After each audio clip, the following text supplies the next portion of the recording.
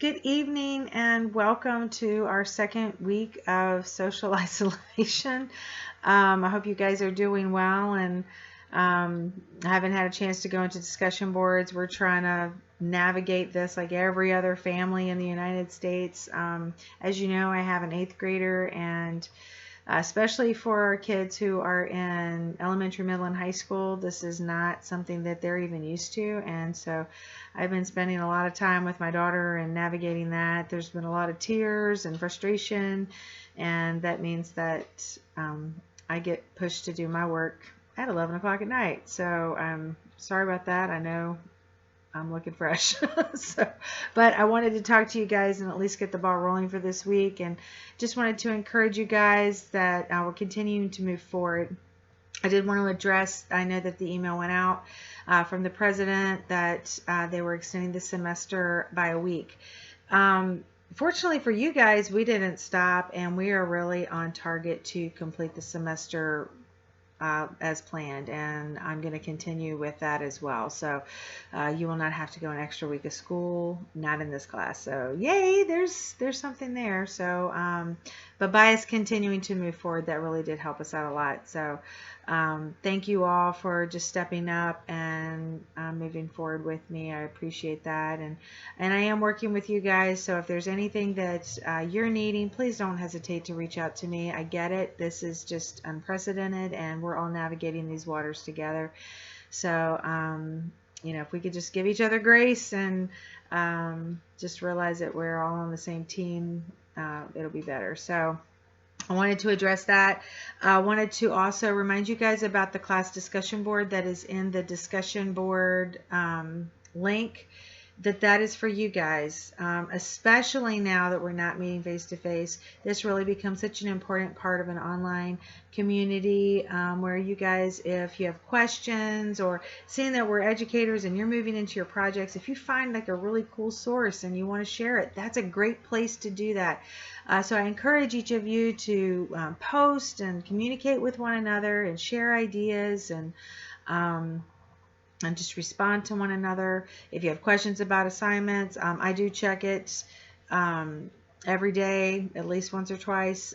So if you do have questions, I would encourage you to place them there because I feel like everyone can benefit from the questions that you're asking. So I'm hoping to cover everything through the lectures. But if not, otherwise I will be talking all the time, and you know that I can, and so I'm trying to be respectful of that. I do want to mention, though, I've been doing pretty good. Instead of doing 50 minutes, I'm at 40, so I'm getting there.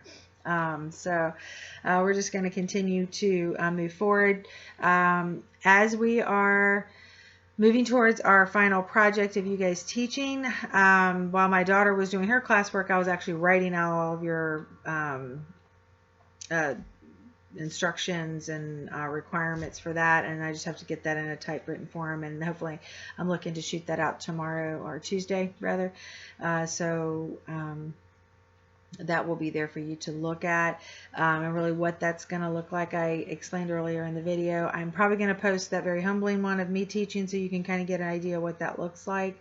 It's not daunting at all, but we're just making it work, and so it's going to be fine. But all of the specifics are in there, how you're going to be submitting and all that good stuff has been included in those instructions. Let me see. Next week, as you can look from your syllabus, I'm not teaching from the textbook next week. I am creating that information because it is so necessary for you to do your final projects. But again, also to kind of make you aware of lesson planning and what are some of the requirements. And even though I'm not going to go super in depth like you will in later classes, it will at least get you in the mindset of, oh, this is what it's all about. And so as you're continuing to move down that educational highway, that when it is introduced to you, you're not going to be, oh my gosh, I've never seen this before and I don't know what I'm doing. So what I'm going to do is I'm going to have in your module a template for lesson plans. What I would like to do, or what I'd like for you to do, which would be beneficial to you, would be print that out, because how I am going to be teaching that next week is really kind of going in alignment with that. And to kind of keep some order, I'm going to go through each piece of that template in order for you to create that. I will also have a wonderful thing, Bloom's Taxonomy, which all of you are definitely going to love, because that is how we do objectives in the educational world. So you're going to get a step ahead and get some resources that you'll need anyway, but at least can start that process. This week in your module, I've already placed 2 videos for you to watch on classroom management, and just some strategies that these different teachers do. There's just a lot of great nuggets in there for you. What I would like to do, and I know that your textbook actually covers some of the things that they're talking about, so I want to talk about this week the things that they're not, but it is so much a part of classroom management. One of the things that your textbook talks about this week is that classroom management and discipline are not synonymous. And I think that there's this automatic thought that when you say classroom management, it is discipline. And really, when you have effective classroom management, it actually helps you to avoid discipline issues. So it becomes a proactive strategy rather than a reactive strategy. And that is really where you want to be. You do not want to be in the place of constantly putting out fires. And unfortunately, with a lot of new teachers who are still learning how to manage a classroom, and it just, you're learning through the fire of doing it, which is very painful. Unfortunately, some teachers, they throw in the towel, and that's why you have many people that leave within 1 to 5 years. A lot of it really goes back into the classroom, and I've expressed some of the things that I have witnessed and have had, but like I said, every classroom is different, and we all handle things differently. And what I can tell you for certain is that we are constantly growing and fine-tuning, and you have to give yourself the permission to do that as well. And the reason I say that is, if you have a year and it's just very difficult, don't give up. Learn from it, fine-tune it, and move on. And I promise you, you're going to come out on the other side. So, when we talk about classroom management, yes, we have to talk about some of the unpleasantries, because we don't want you to get there, but that's a reality. But let's look at it rather than, okay, how do we handle this, as far as, what are our rules, to what can we set in place in order to not get there. And sometimes, it'll be golden, and sometimes it won't work, and that's okay. We just have to be flexible and move with it. So one of the things I like to think about, and as you know, I'm more of a big picture person, and to me, in organizing, when you say classroom management, and honestly, when you go on interviews, that's going to be one of the questions. What is your classroom management style? And that statement is just overwhelming. What do you mean? What is my classroom management style? And that is a very important piece if you are an administrator. Administrators realize the value of teachers who know how to handle their classroom.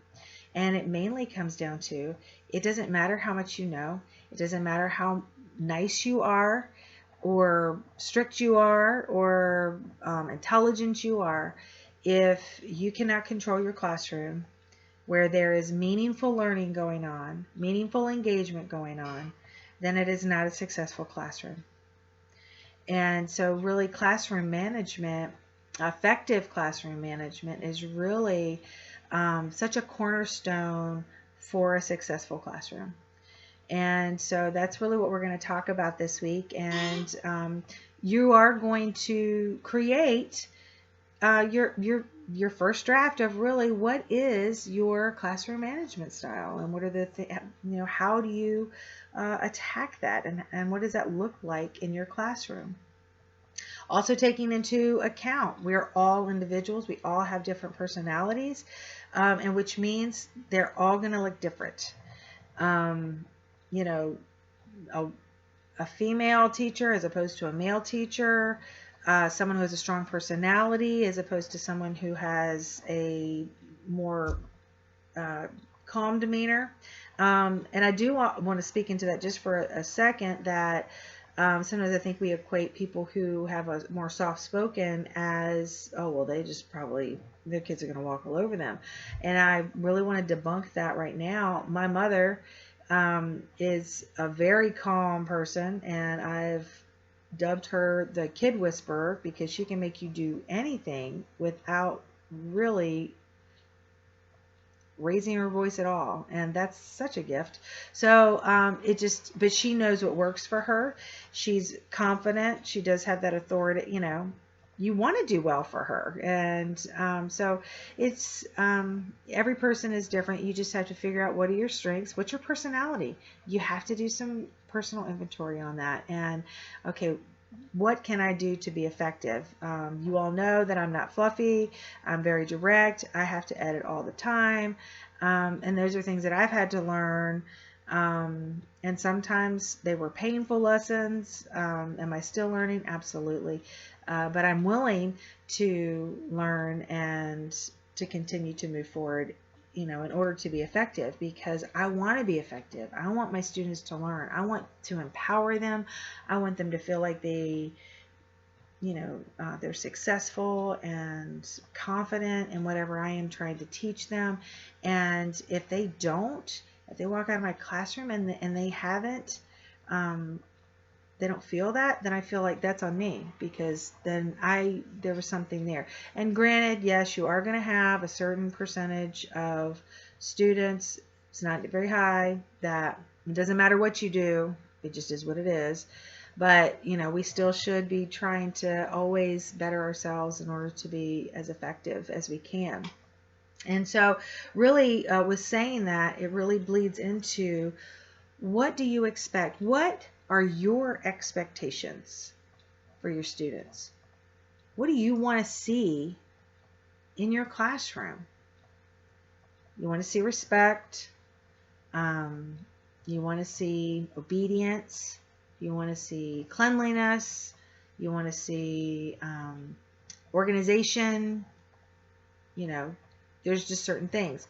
Also, depending upon what age group that you teach, will also dictate part of what that is. Because remember, if you are teaching like pre-K through early elementary, yes, you have those expectations, but you're teaching them for the first time. So you're actually establishing the foundation of all of those skills that by the time you get to high school and college, there should already be an expectation of, what respect looks like, what obedience looks like, what time management looks like, you know what I'm saying? So depending upon where you are in that spectrum, those expectations will change.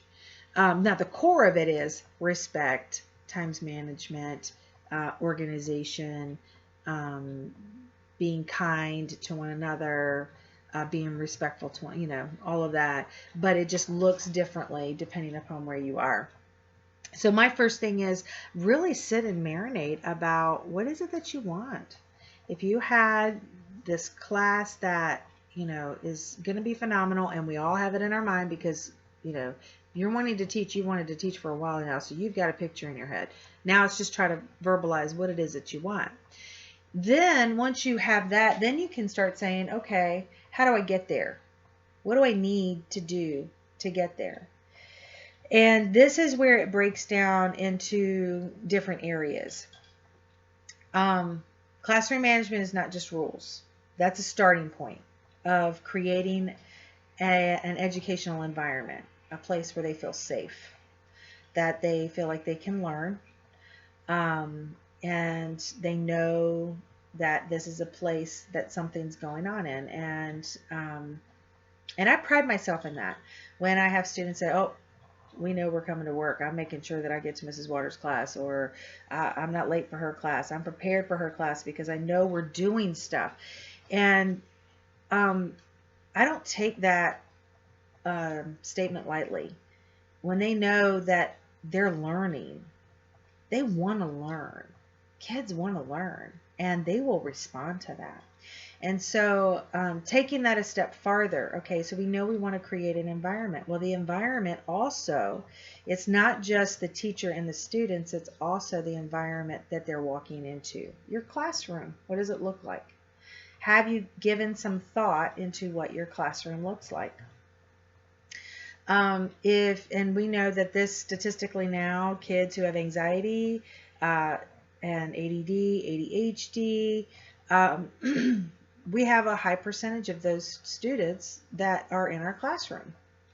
And so if you look at that, especially if it's like an attention deficit or if somebody who has anxiety, if you have like clutter in your classroom, it just looks like a room. You know, when you are teaching elementary to high school, you have a classroom. You are assigned a room. That's your home. And I even take it a step farther to say, this is not just my house, this is your house.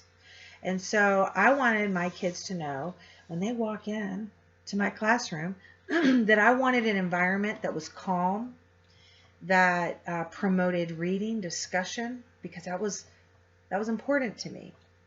That's always been important to me. And now I was in a school where actually I got to paint. So I painted my classroom yellow. It's a nice yellow.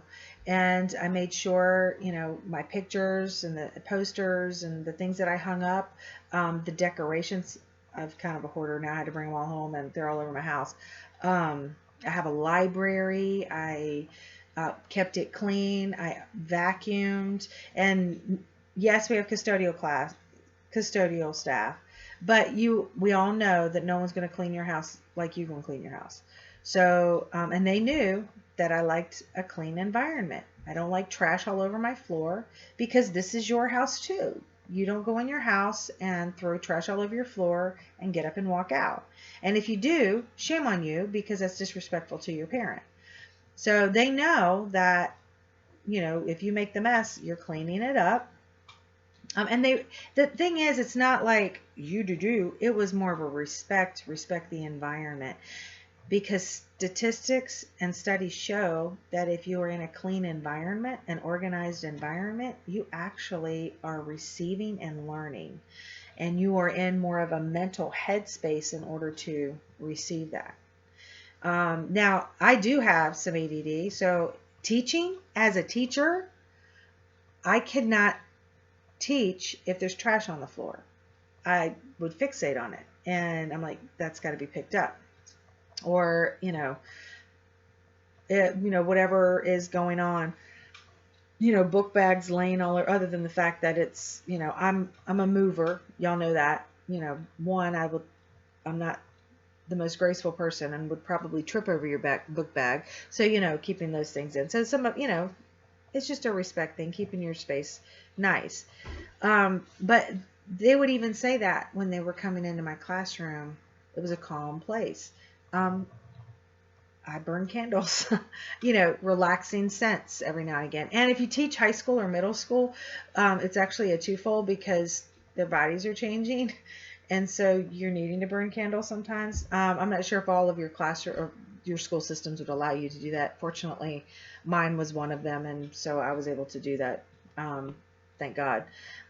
Or if you're not able to burn candles, having air freshener or something like that. Because if the room stinks, they can't concentrate. They're going to focus on the stink. If your room is cluttered, they're going to focus on the clutter. I had comments, from students, from other teachers. Oh, keeps every paper, blah, blah, blah. It's all over the place. They know that. And then they learn to not respect that environment. I don't know. It really bleeds over into a lot of things. What are you hanging on your walls? Your book talked this week about posters, and I kind of grabbed onto that because, especially in teacher stores, they always have these really cool posters and with really great sayings. And I always tried to find encouraging things that were going to, make an impact. And I think sometimes we realize, we think that when we hang them up, nobody really notices them. Well, I want to tell you that they do. And they do read those every day. And even though they may not vocalize it to you, those words, those sayings, it becomes a part of them, and you're reinforcing it. So it's usually things that you would reinforce anyway, but having those things around the classroom. My dual enrollment class that I teach this year, well, used to be in the classroom, but that was my old classroom. It's no longer mine, so my stuff is not in it. It's someone else's. But it was interesting that they made the comment. There was one particular poster. It was anonymous. It was the conspiracy theory for Shakespeare, but they're like, I missed that poster. And I'm like, really? They're like, yeah, that was like it was just something that was interesting that, that they look forward to. Or I've had them make comments on other things at sayings, or when I had a bulletin board in my room, I always changed that out. I always tried to keep that fresh to kind of draw their attention to that. What I'm thinking about doing is maybe making like a little slideshow of my classroom and just some of the things of how that looked. How do you place your desks? I talked about this in the class the other day. Again, I'm someone that moves around constantly, and mainly one because I can't stay seated for long periods of time, but it is also students are going to follow you and it gains attention, but it also helps me see what's going on. And it's not always for the student that's talking, it's also for the student that likes to hide. And so it becomes purposeful that I want to bring engagement to that student that may not necessarily want to engage, that they're more comfortable with not saying anything and just kind of staying in the shadows. And we have to be really careful with that. We want to make sure that everyone is getting something. If someone is never called on and they stay in their own world, they're just missing so much. They have something important to say. And usually when I get my shy people talking, kids are kind of amazed, like, yeah, and that builds confidence and just so many good things that come out of that. So how do you place your desks? Do you place them in the straight rows? Do you, to me, that's boring. I always did diagonal. I did it more for a couple different reasons. I always liked my desk in the center with my desks angled in. That way, because my desk was in front of, if I had to use a projector, it wasn't being obstructed by, I wouldn't have to have students move. But I always did them no more than 2 to 3 desks deep in each row.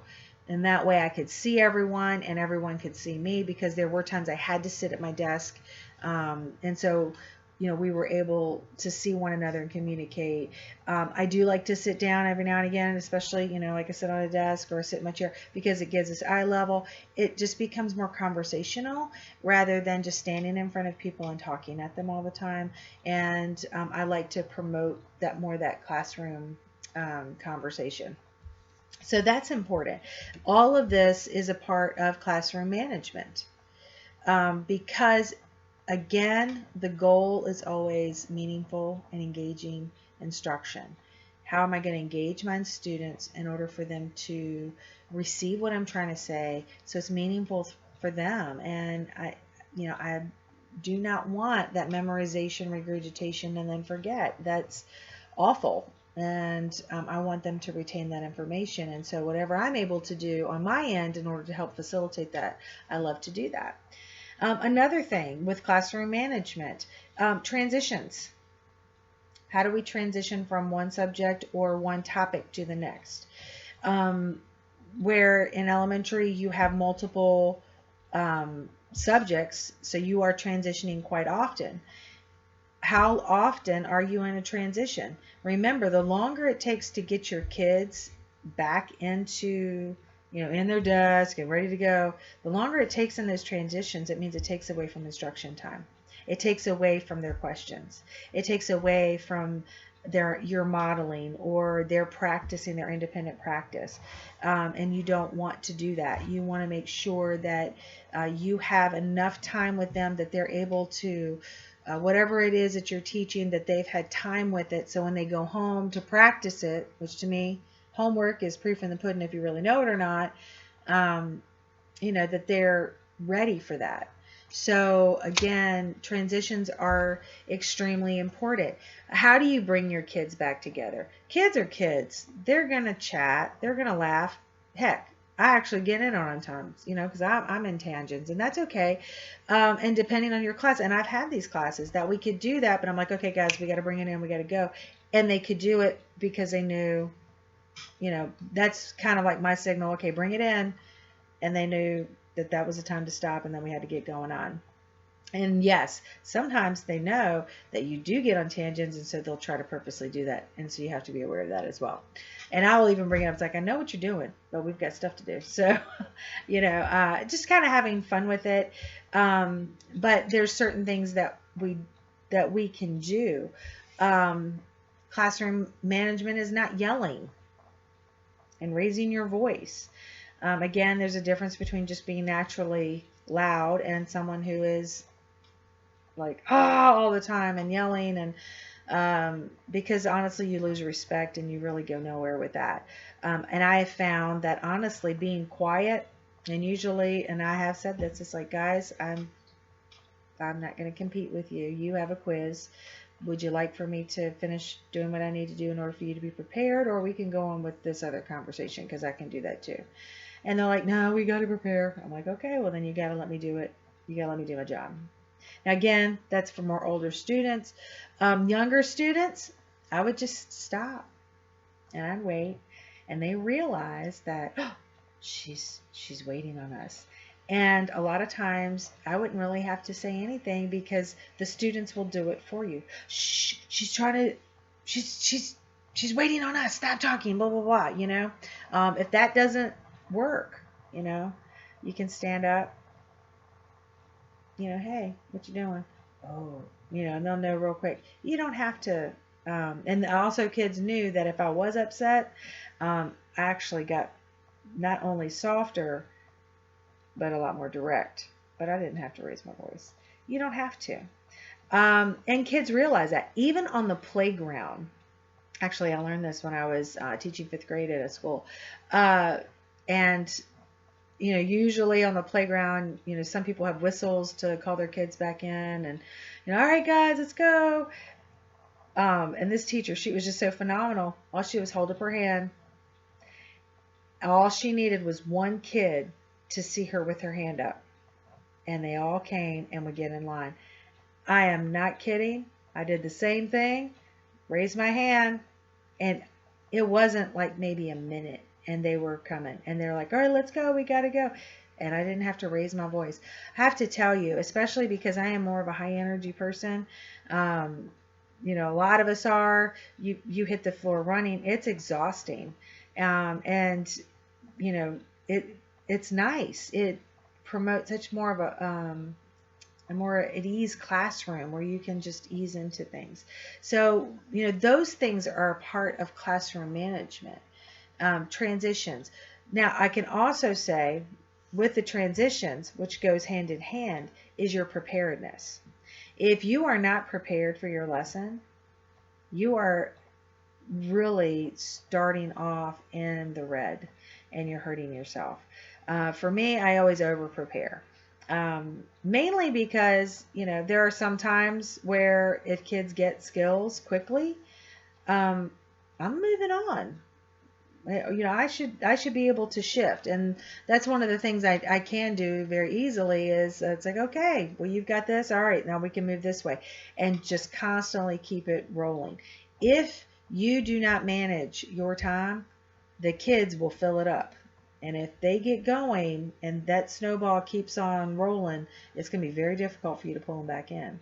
If you can prepare or over prepare what you need to do, then your time clock is okay. We got to move on to this. We have to move on to this. That's one of the reasons why administrations like for you to have your lesson plans in at the beginning of the week. That's really part of what that is. Do you know what you're doing that week? The school systems that I was in, they knew that, one, I personally don't like to plan a whole week out. especially day to day, because stuff happens. And especially in elementary, middle, and high school, there's always something that's going to disrupt the day. And I always ended up by Monday afternoon, I was rechanging everything anyway. But they knew that by the end of the day, I had my lesson plans ready for the next day, and I knew where I was gonna go. Uh, the longer that you do that, depending on who your administrator is, a lot of times, they've really left me alone with that, because they knew I had my stuff organized. I have classroom management because I have all of those pieces and going, and they knew that I was going to use the time that I had allotted, for that class period. I personally like block scheduling because I had so many pieces and parts. It's very difficult to do it in a 50-minute block or a 45-minute block. So, to me, I was able to do what I needed to do. They knew that I was rolling from the time the bell rang till the time that it ended. So, but again, that really comes with planning.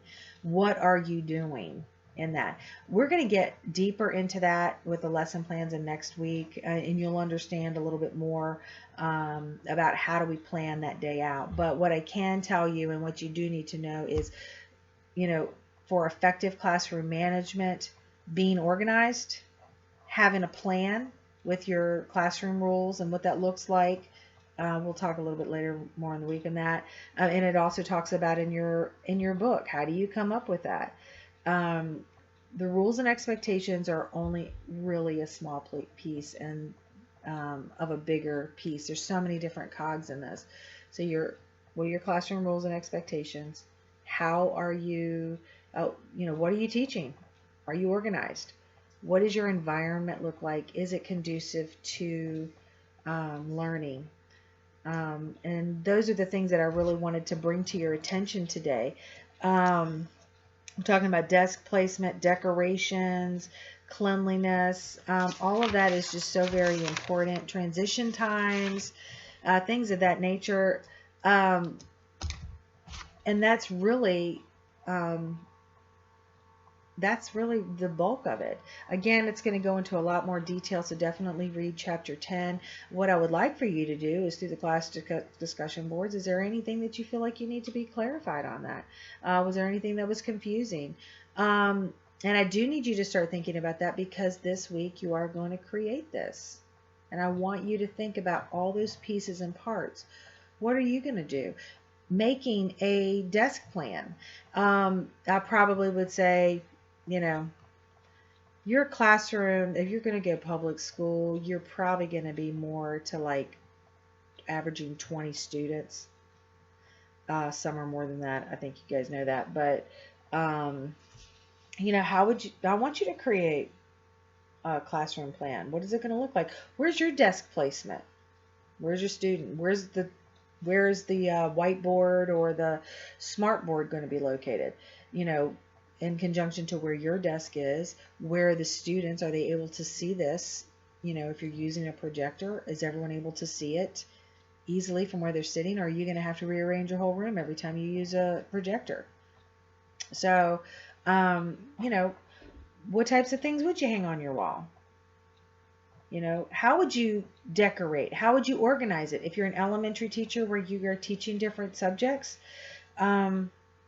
how are you going to place your workstations?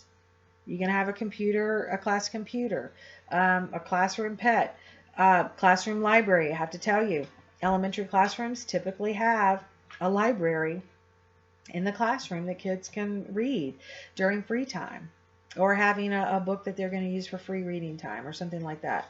Or you can have a math station, a science station. How are you going to create it? I want you to start thinking about, how can you make your classroom a place that your students want to be and look forward to coming to, and find it as an adventure, as a place of peace, as a place of meaningful learning. I get it that some kids are going to say, oh, I don't care. But I can tell you there's a lot more that actually do care. And it really starts here.